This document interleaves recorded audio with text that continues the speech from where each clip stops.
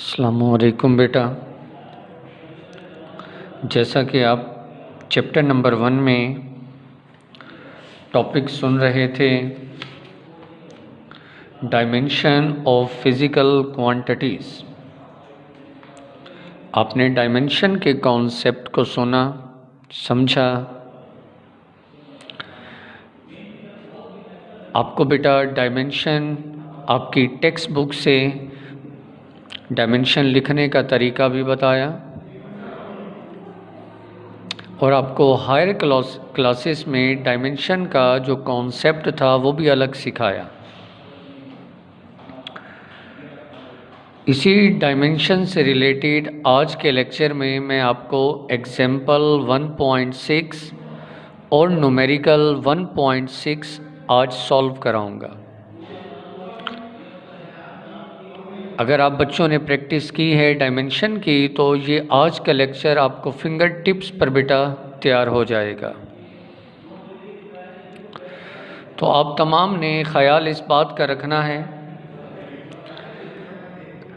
हमारी text book के मुताबिक पेज नंबर 16 पर डायमेंशन में पहली 3 लाइनों में आपको 3 बातें बताई गई थी कि डायमेंशन हर एक बेस क्वांटिटी इज़ कंसीडर्ड, फ़र्ज़ करें कि वो एक डायमेंशन रखती हैं, यानी कि डायमेंशन के लिए पहली बात क्लिक करें कि वो क्वांटिटी बेस क्वांटिटी हो। दूसरा, आपने उस क्वांटिटी को डिनोट करना है एक सिंबल से। सिंबल आपने हमेशा लिखना है कैपिटल लेटर में। और तीसरी बात, स्क्वायर ब्रैकेट के अंदर। हर एक बेस क्वांटिटी फ़र्ज़ करें कि एक डायमेंशन रखती है, सिंबल कैपिटल लेटर में with in the square bracket. ये बातें अगर आपको याद हैं, डायमेंशन लिखने का तरीका आपको आता है तो बहुत आसान है। आज के लेक्चर में सबसे पहले एग्जाम्पल सॉल्व करेंगे 1.6, इसी डायमेंशन टॉपिक से रिलेटेड ये एग्जाम्पल। बाकी जो एग्जाम्पल रहती हैं वो आगे टॉपिक के साथ साथ उनको सॉल्व करेंगे। 1.6 इस एग्जाम्पल की स्टेटमेंट पर बेटा तवज्जो करें। लिखता है find the dimension and hence SI unit of coefficient of viscosity eta. Find, क्या फाइंड करना है? डायमेंशन। 2 चीज़ें आपने इस एग्जाम्पल में फाइंड करनी है, एक डायमेंशन और दूसरा हेंस SI यूनिट। बेटा हमें इस एग्जाम्पल में क्या क्या मालूम करना है? एक मालूम करना है डायमेंशन और एक SI यूनिट। 2 चीज़ों की डिमांड है। एक बेटा हमने क्या मालूम करना है? डायमेंशन, दूसरा SI यूनिट। किसका? कोफिशिएंट ऑफ विस्कोसिटी ईटा का। कोफिशिएंट ऑफ विस्कोसिटी ग्रीक यूनानी ज़बान का ये सिंबल, इसे कहते हैं ईटा, ETA। ईटा किसका सिंबल है? ईटा, कोफिशिएंट ऑफ विस्कोसिटी। तो इस एग्जाम्पल 6 में मुझे एक मालूम करना है डायमेंशन और दूसरा SI यूनिट। डायमेंशन और यूनिट मालूम करना है। डायमेंशन और यूनिट किसका मालूम करना है? Coefficient of viscosity eta. Coefficient of viscosity ईटा। अब ईटा का फार्मूला आपको दिया गया in the relation of Stokes law. ये आप फर्स्ट ईयर में आगे चैप्टर नंबर 6 में स्टोक्स लॉ के बारे में जानेंगे। फ़िलहाल आपको यहाँ फार्मूला बताया गया in the relation of Stokes law. Stokes law का relation for drag force F for spherical object of radius R moving with velocity V given as. कहता है जी आपने एक डायमेंशन मालूम करनी है, एक यूनिट मालूम करना है। किसका? कोफिशिएंट ऑफ विस्कोसिटी ईटा का। ईटा के लिए फार्मूला आपने कौन सा इस्तेमाल करना है? स्टोक्स लॉ का। स्टोक्स लॉ जो कि है ड्रैग फोर्स के लिए, और ड्रैग फोर्स किसका? स्फेरिकल ऑब्जेक्ट पर जो अमल कर रही है। ड्रैग फोर्स का मतलब होता है फ्रिक्शनल फोर्स, कि एक स्फेरिकल ऑब्जेक्ट है उस पर जो ड्रैग फोर्स अमल कर रही है, और इस स्फेरिकल ऑब्जेक्ट का रेडियस r है, वेलोसिटी v है, और आपको ड्रैग फोर्स का फार्मूला बेटा हाईलाइट कर लें, F equal 6 pi eta r v. ये आपको गिवन है, क्योंकि आपने फ़िलहाल स्टोक्स लॉ नहीं पढ़ा, तो टेक्स्ट बुक ने आपकी आसानी के लिए स्टोक्स लॉ का फार्मूला आपको गिवन दे दिया। स्टोक्स लॉ का formula F equal 6 pi eta r v. ये स्टोक्स लॉ का ये फार्मूला अप्लाई होगा स्फेरिकल ऑब्जेक्ट पर। उन स्फेरिकल ऑब्जेक्ट का रेडियस r, वेलोसिटी v, इन स्फेरिकल ऑब्जेक्ट पर अमल करने वाली ड्रैग फोर्स F। इस फार्मूले को इस्तेमाल करते हुए आपने ईटा, कोफिशिएंट ऑफ विस्कोसिटी ईटा, इसकी दो चीज़ें मालूम करनी है, एक यूनिट और एक डायमेंशन। तो क्लियर है आप तमाम बच्चों को? आपने एक डायमेंशन मालूम करना है और एक यूनिट मालूम करना है। किसका? कोफिशिएंट ऑफ विस्कोसिटी ईटा का। और कोफिशिएंट ऑफ विस्कोसिटी के लिए आपको बाकायदा एक फार्मूला गिवन दिया गया स्टोक्स लॉ का for drag force. Stokes law का बेटा फार्मूला है 6F equal 6 pi eta r v. तो स्टेटमेंट क्लियर है आपको? आज के लेक्चर में हमारी एग्जाम्पल 1.6 दो चीज़ें मालूम करनी है। कौन सी दो चीज़ें? एक डायमेंशन और दूसरा यूनिट। किसकी? कोफिशिएंट ऑफ विस्कोसिटी ईटा की। इसके लिए फार्मूला स्टोक्स लॉ का for drag force F equal 6 pi eta r v. तो बेटा आप आते हैं सॉल्यूशन की जानिब। आपके सामने है जी, यहाँ मैंने मेंशन किया बाय स्टोक्स लॉ। सॉल्यूशन आपके सामने है इस एग्जाम्पल का। स्टोक्स लॉ का फार्मूला बेटा लिखा है F equal 6 pi eta r v जी। अब यहाँ आप ज़रा क्लिक करें, ये इस स्टोक्स लॉ के फार्मूले में 6 पाई पर तवज्जो करें। 6 पाई मैंने यहाँ लिखा है 6 pi is a number having no dimension. ये मार्कर से ये फिक्रा लिखना है आपने कि 6 पाई ये क्या है? स्टोक्स लॉ के इस फार्मूले में 6 पाई नंबर है, एंगल थीटा न्यूमेरिकल वैल्यू हैं। 6 पाई हैविंग नो डायमेंशन। बेटा अगर आपको मैं ज़रा याद दहानी करा दूँ, देखें आप इसे यूँ भी वजाहत कर सकते हैं, 6 पाई ये सप्लीमेंट्री यूनिट है, सप्लीमेंट्री हैं।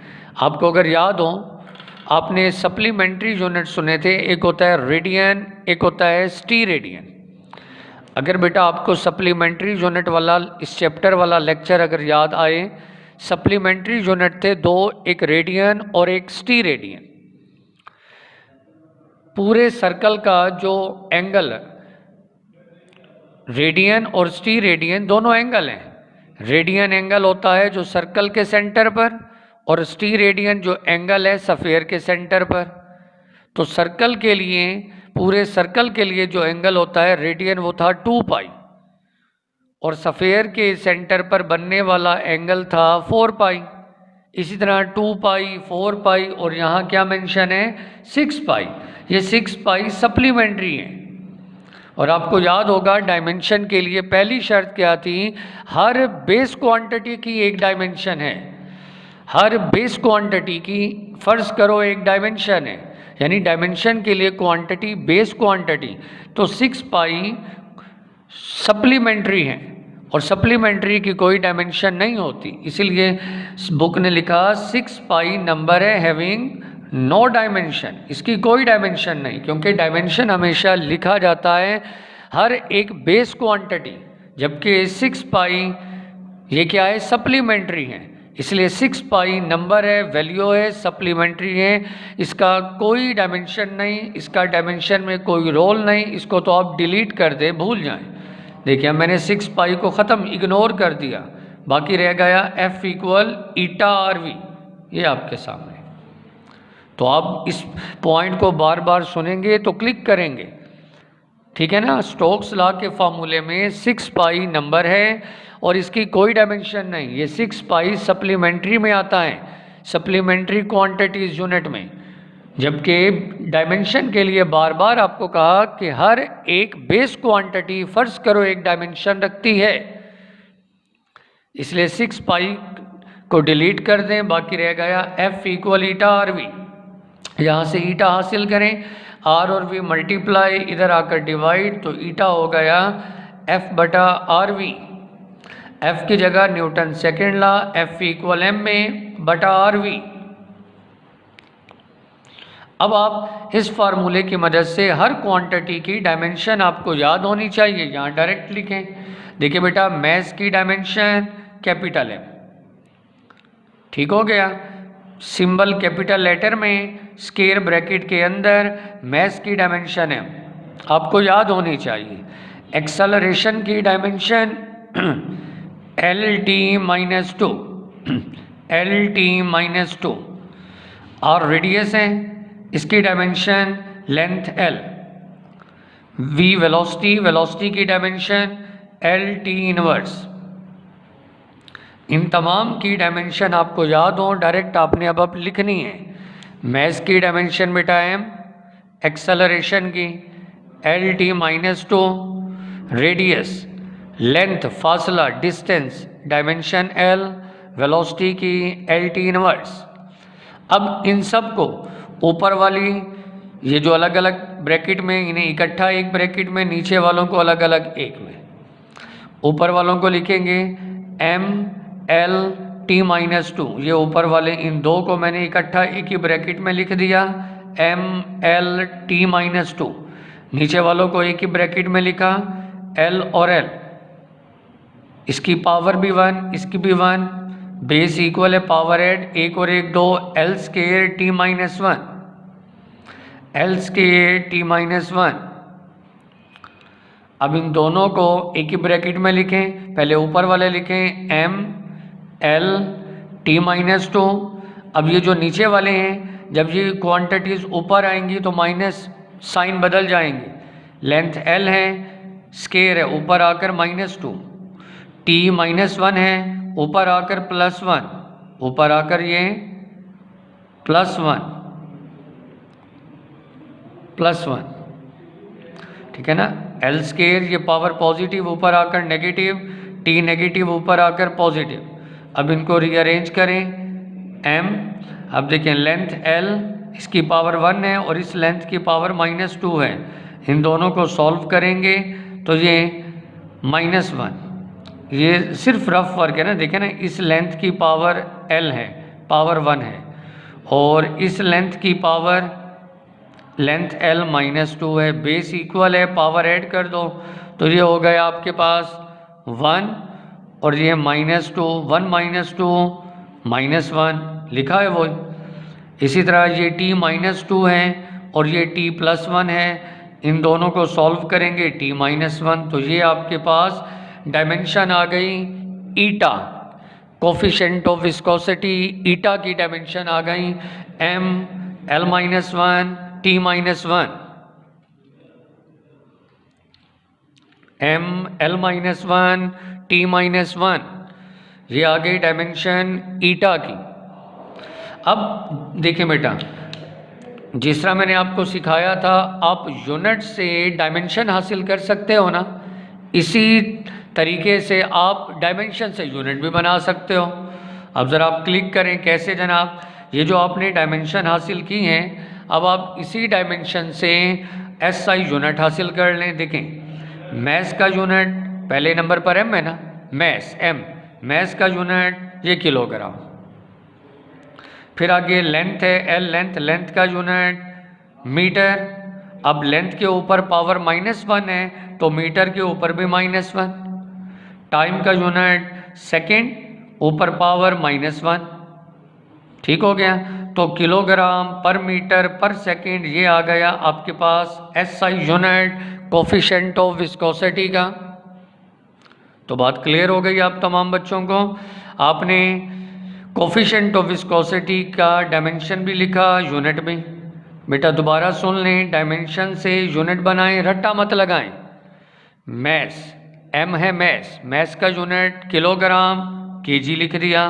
आगे है लेंथ, लेंथ का यूनिट मीटर, M लिखा। लेंथ की पावर -1 तो यूनिट के ऊपर भी पावर -1। टाइम का यूनिट सेकेंड, सेकेंड T-1, इधर भी T-1 तो यूनिट भी आ गया, डायमेंशन भी। एग्जाम्पल हमारी सॉल्व 1.6। इसी बेटा डायमेंशन वाले कॉन्सेप्ट से रिलेटेड है न्यूमेरिकल, आपके पास न्यूमेरिकल 1.6, क्योंकि ऑलरेडी मैं आपको न्यूमेरिकल 1.5 तक सॉल्व करा चुका हूँ। आज हम न्यूमेरिकल करेंगे इसी डायमेंशन टेक्निक को फॉलो करते हुए 1.6। तो अब हम आते हैं न्यूमेरिकल 1.6 की जानिब। पहले स्टेटमेंट रीडिंग करेंगे। जी बेटा, न्यूमेरिकल 1.6 क्या कहता है? What are the dimension. पहली चीज़ क्या मालूम करना है? Dimension and unit. दूसरी चीज़ यूनिट। आपने दो चीज़ें मालूम करनी है न्यूमेरिकल 1.6 में। एक मालूम करना है डायमेंशन और एक यूनिट। किसका? ग्रेविटेशनल कांस्टेंट, और इसका सिंबल बेटा कैपिटल G। स्मॉल g होता है ग्रेविटेशनल एक्सेलरेशन, लेकिन यहाँ डिमांड है कैपिटल G, ग्रेविटेशनल कांस्टेंट। आपने ग्रेविटेशनल कांस्टेंट कैपिटल G, इसका यूनिट भी मालूम करना है और डायमेंशन भी। इन द फार्मूला आपको एक फार्मूला भी दिया गया, F = G capital G m1 m2 बटा r स्क्वायर। 9th में आपने ये लॉ ऑफ ग्रेविटेशन में प्रूफ किया। ये फार्मूला हिंट के तौर पर आपको दिया गया। आपने ग्रेविटेशनल कांस्टेंट G की डायमेंशन भी मालूम करना है और यूनिट भी। न्यूमेरिकल 1.6 में क्या करना है? ग्रेविटेशनल कांस्टेंट G, आपने इसका यूनिट भी मालूम करना है और इसकी डायमेंशन भी मालूम करनी है। फॉर्मूला आपके सामने है। जी बेटा, फॉर्मूला है लॉ ऑफ ग्रेविटेशन का F = अब ये solution numerical 1.6, F = G m1 m2 बटा r स्क्वायर। आपने लॉ ऑफ ग्रेविटेशन का फॉर्मूला सुना, F = capital G m1 m2 बटा r स्क्वायर। ये है लॉ ऑफ ग्रेविटेशन। यहाँ से आप कैपिटल G हासिल करें, बाकी सब इधर लाएं। r स्क्वायर डिवाइड इधर multiply FR square, m1 m2 multiply इधर आकर डिवाइड। तो ये gravitational constant G,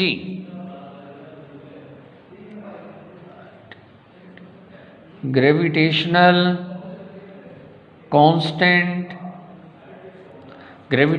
constant G का बेटा फार्मूला आपने डिज़ाइन किया, FR स्क्वायर बटा m1 m2।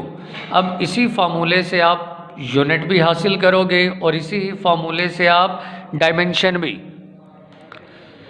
ठीक हो गया। अब पहले आप यूनिट हासिल करें। देखें, यूनिट बनाते हैं इसी फार्मूले से। बेटा आप जानते हो फोर्स का यूनिट न्यूटन,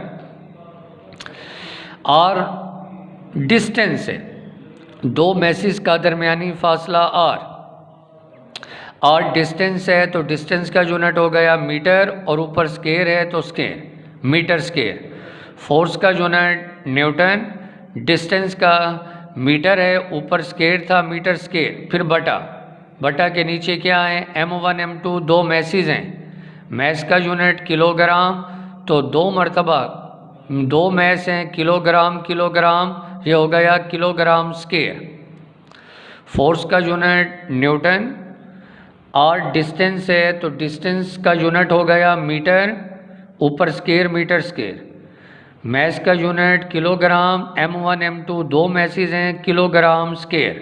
ये किलोग्राम पावर पॉजिटिव ऊपर आकर नेगेटिव, तो आपके सामने न्यूटन मीटर स्केयर पर किलोग्राम स्केयर। ये आपने यूनिट हासिल किया ग्रेविटेशनल कांस्टेंट का अकॉर्डिंग टू टेक्स्ट बुक। बेटा आंसर हमें टेक्स्ट बुक के मुताबिक लाना है, तो ग्रेविटेशनल कांस्टेंट जी के फार्मूले को इस्तेमाल करते हुए आपने यूनिट हासिल किया न्यूटन मीटर स्केयर पर किलोग्राम स्केयर। यूनिट आपके सामने यूनिट। अब आते हैं, दोबारा मैंने फार्मूला लिखा है ग्रेविटेशनल कांस्टेंट का जी का, एफ आर स्केयर बटा M1 M2। अब इस फार्मूले से दोबारा अब मैं डायमेंशन हासिल करूंगा। सबसे पहला काम Newton second law, F equal m में, एफ की जगह मैंने लिखा एम में, बाकी सब वैसे ही, आर स्केयर M1 M2। ठीक हो गया। उसके बाद अब आपने हर एक क्वांटिटी की अलग अलग डायमेंशन लिखनी है within the square bracket. Mass की dimension capital M, acceleration a की डायमेंशन LT-2, आर की, आर क्या है, डिस्टेंस है, दो मैसेज का दरमियानी फासला डिस्टेंस, इसकी डायमेंशन हो गई लेंथ L, आर के ऊपर स्केयर तो L स्केयर। हर क्वांटिटी की अलग अलग डायमेंशन लिखी।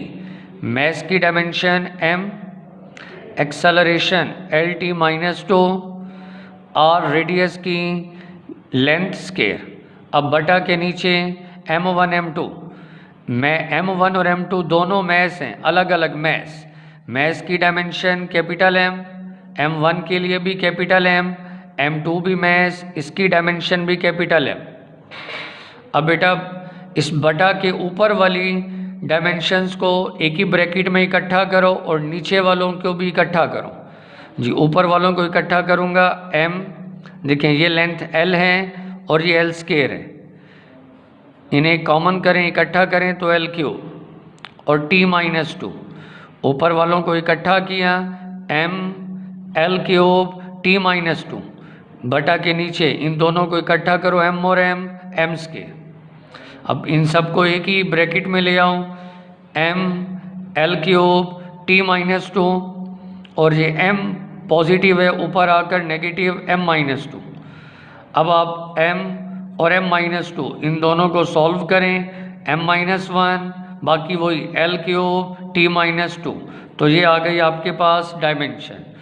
यूनिट भी आ गया, डायमेंशन भी, ग्रेविटेशनल कांस्टेंट जी की। यहाँ बेटा ये न्यूमेरिकल मुकम्मल 1.6। तो डायमेंशन सिर्फ उन्हीं बच्चों को आती हैं जो बार बार प्रैक्टिस करेंगे। तो यहाँ आज आपने डायमेंशन के बारे में आज के लेक्चर में दो चीज़ें सीखी, डायमेंशन लिखना, साथ यूनिट भी। आंसर बेटा टेक्स्ट बुक के मुताबिक चाहिए, न्यूमेरिकल 1.6, एग्जाम्पल 1.6 आज के लेक्चर में। नेक्स्ट लेक्चर में हम जब आएंगे, नेक्स्ट लेक्चर में तो हम डायमेंशन की फ़िज़िकल सिग्निफिकेंस के बारे में सुनेंगे कि आखिर इस मेथड को एडॉप्ट करने का साइंटिस्ट को क्या एडवांटेज मिला, डेली लाइफ में क्या एप्लीकेशंस हैं। तो सिग्निफिकेंस, डायमेंशन की सिग्निफिकेंस, इस पर बात करेंगे। दो सिग्निफिकेंस हैं, दो लेक्चर में अलग अलग 1 बाय 1 बेटा सॉल्व करना सिखाएंगे। तो इंशाल्लाह उम्मीद करते हैं नेक्स्ट लेक्चर में आप और कुछ नई इन्फॉर्मेशन कलेक्ट करेंगे। तो आज का लेक्चर यहीं वाइंड अप करते हैं। तो बेटा बार बार मैं आपसे कह रहा हूँ प्रैक्टिस करें, जो जितना ज़्यादा प्रैक्टिस करेगा उसकी फ़िज़िक्स पर उतनी कमांड बेटा ज़्यादा होगी। Thank you very much. अल्लाह हाफिज़।